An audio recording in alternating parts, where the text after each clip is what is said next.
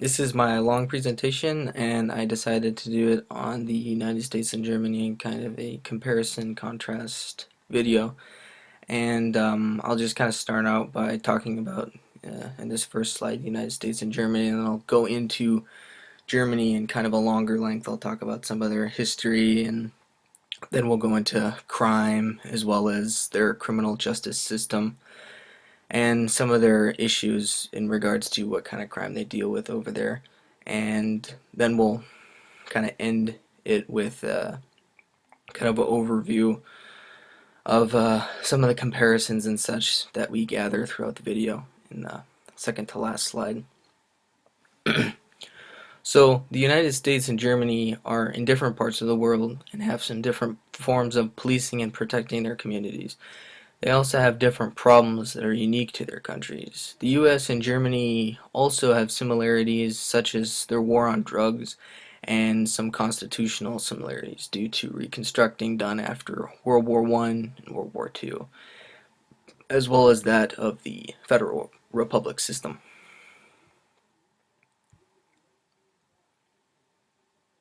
So Germany. The Germans have made some serious contributions to religion, science, philosophy, literature, and music as well. An example that may seem familiar is that of Martin Luther challenging the Catholic Church, which led to the Protestant Reformation. Others include important figures such as Albert Einstein, Beethoven, Karl Marx. All of these individuals have influenced the world.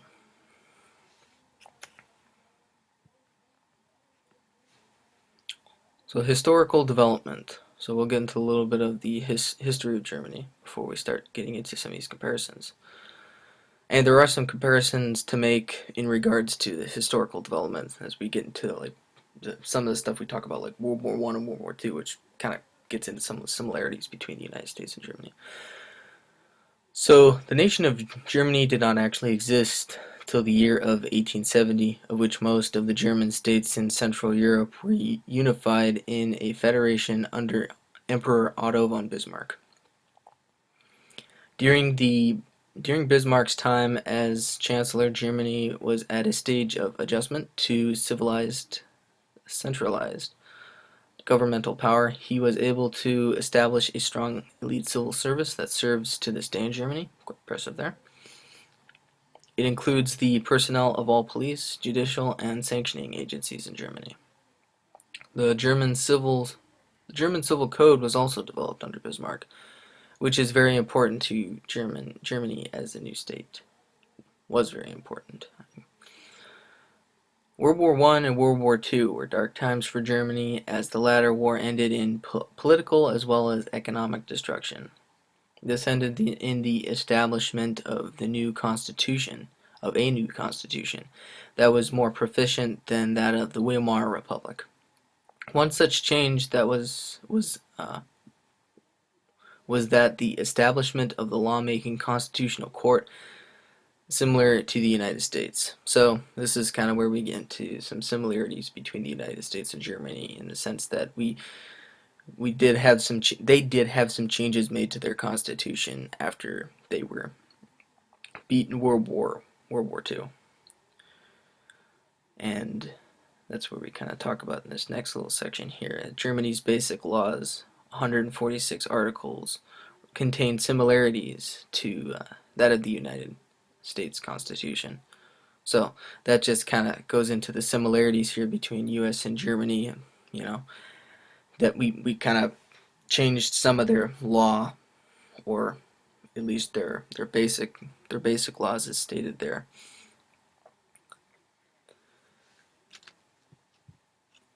So we look at crime now. With regards to early crime in Germany, experienced some increase of crime during its reunification. It has since seen a steady decrease in homicides, and actually crime in general has been on the decrease. Germany, though, as much of the Western world, has still had some experience with drug offenses. Kind of a similarity to the United States there as well. It has actually caused a significant increase in incarceration rate since the year of 1991. Another type of crime that seems to be a problem is caused by the extensive immigration of bordering countries. This causes problems involving economic disparity, culture class, discrimination, and even overt racism. So there's an immigration problem in Germany, and this is kind of something I'll get into kind of at the end of the video, kind of a personal insight as to it, kind of an idea of what might happen in the U.S. given recent events. Germany's police. The first police force in Germany dates back to the 19th century and was conceived similarly to that developed by Napoleon of France. So actually, Germany has some similarities to the French in regards to their law systems and some of that kind of stuff. They're very academic in their criminal justice or law enforcement. I'm trying to think of the word here. It's not law enforcement. It's in their kind of the interpretation of the law at the judge, lawyer, and such level. And that's actually another kind of similarity comparison I'll get into later in the video about the United States and Germany, and kind of talk a little bit about France too. I think it's important to mention France when you talk about Germany because they did pull quite a few ideas from Germany, from France, as I talked about here, and from Napoleon during his era in France. They pulled some ideas from that, and there are some other ideas that they kind of got from that, I think. So during the time of Otto von Bismarck, the country of Germany became developed as more of a centralized government, and there was a preservance of the strong civil service system, the likes of which is still around today.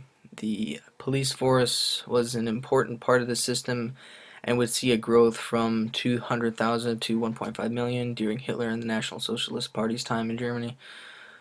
This system saw much change after the fall of Nazi Germany, including the making of a new German constitution, which we kind of hit on there, and each state gained the power to establish its own police force. So today, the police force of Germany is part of a decentralized executive force.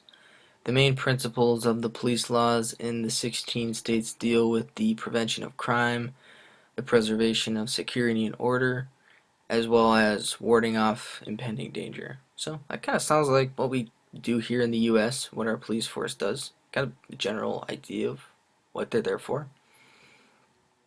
So each state in Germany has its own police law and force.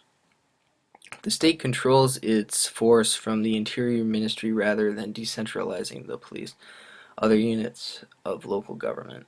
The German system can be described as being at a mid-level of decentralization between the highly centralized French and the highly decentralized United States system. So it's somewhere kind of in between the French and the United States. So not too similar and not exactly too different from one another.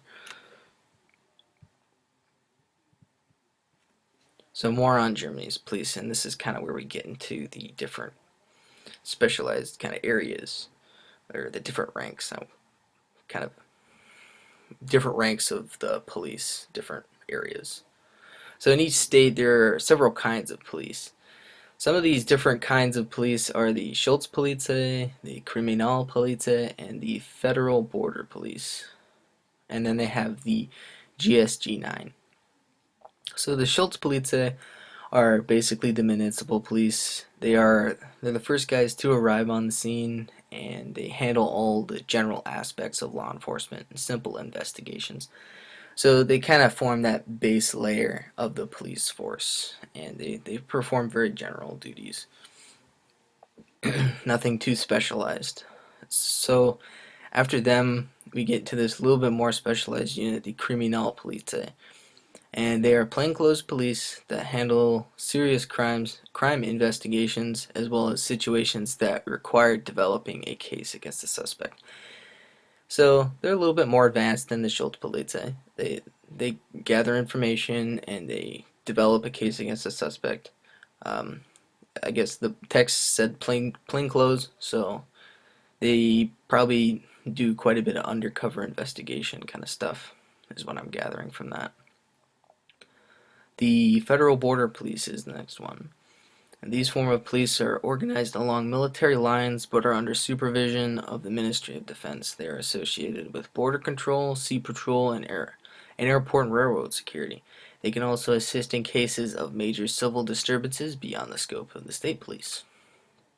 That kind of reminds me a little bit of Homeland Security, maybe DHS, just the kind of general idea of it.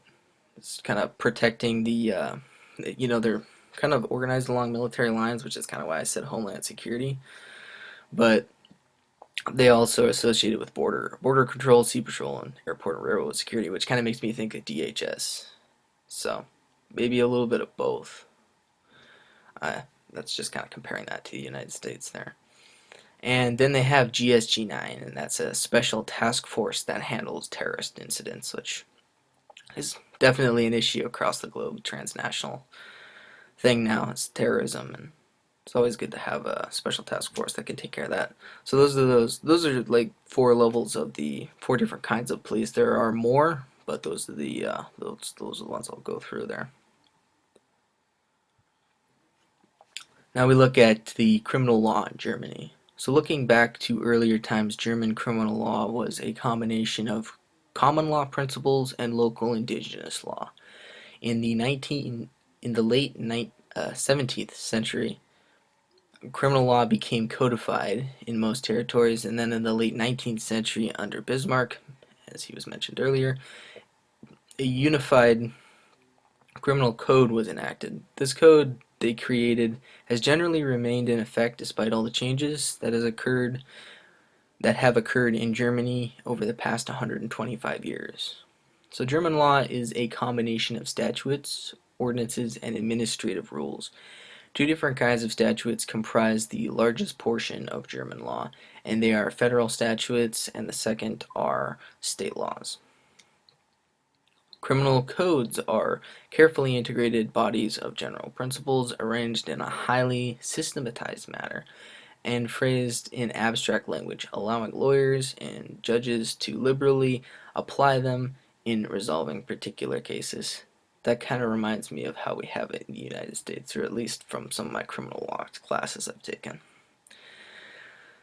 So, next is German criminal code. So this distinguishes between felonies and misdemeanors. Yep, we have felonies and misdemeanors here in the U.S. as well. Felonies are punishable by imprisonment of at least 1 year, while misdemeanors are punishable by a fine or a shorter minimum prison term. So now we will kind of look at the comparisons to the United States from Germany. So Germany, similarly to the United States, has a federal republic system that distributes power between the federal and state government. As a result, the state can administer police, courts, and corrections as long as the politics and procedures are not contrary to the basic law. In this way, the basic law performs like the United States Constitution. However, contrary to the United States practice, Germany is strongly driven by the civil law tradition, and all laws are made into codes that are arranged in a systematized manner and phrased into a language that in turn enables lawyers and judges, sorry about that typo there, to apply the law. Much like the United States, Germany has seen a drop in crime rate since the mid-part of the 1990s.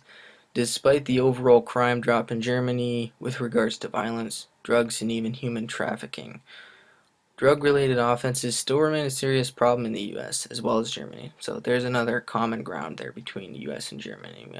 We have these drug problem. There's war on drugs. So last of all, we'll have we'll talk about the hate crimes, which is another issue with regards to Germany that has been fueled by immigration. These kinds of crimes have risen considerably in recent years, and as a result are a concern to the German government. So that is pretty much it in regards to comparisons to the United States. So there are quite a few, and we do have some similarities, but we also have some differences. And we will go to the references cited. And that will be the end.